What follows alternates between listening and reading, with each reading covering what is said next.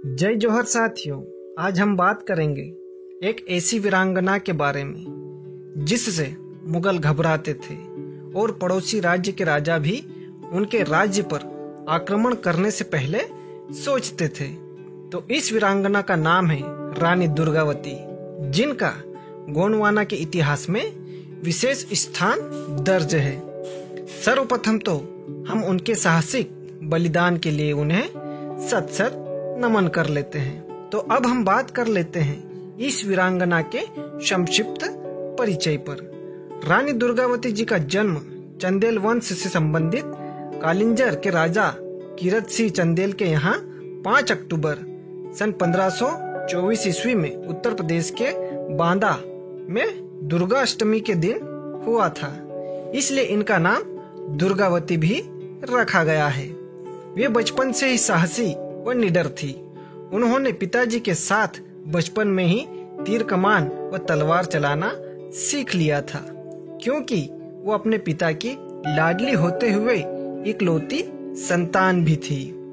कुछ समय बाद उनका विवाह गोंड वंश के राजा संग्राम शाह के पुत्र दलपत शाह से हो गया था।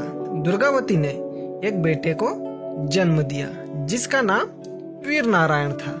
दलपत शाह का साथ भी रानी दुर्गावती के साथ कुछ समय का ही रहा और दलपत शाह की मृत्यु हो गई। रानी दुर्गावती ने निर्णय लिया कि गोंड साम्राज्य की बागडोर वो अपने हाथों में लेगी और उन्होंने पूरे गोंडवाना राज्य को खूब समृद्ध बना दिया, जिससे अन्य राज्यों की नजर उन पर पड़ी और गोंडवाना राज्य को हथियाने का सोचने लगी।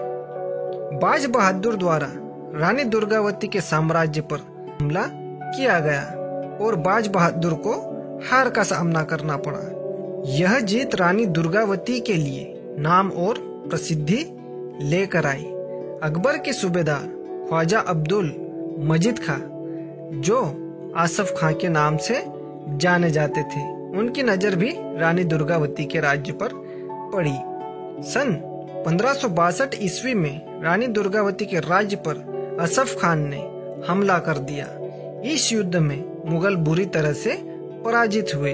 इसी तरह मुगल 3 बार गोंड साम्राज्य से पराजित हो चुके थे। सन 1564 ईस्वी में फिर मुगलों ने गोंड साम्राज्य पर हमला कर दिया। इस युद्ध में रानी दुर्गावती के पुत्र वीर नारायण जी भी शामिल हुए थे। युद्ध चलता रहा, जिसमें वीर नारायण बुरी तरह घायल हो गए थे, जिसे देखते हुए रानी दुर्गावती ने सैनिक से वीर नारायण को सुरक्षित स्थान पर पहुंचाने को कहा।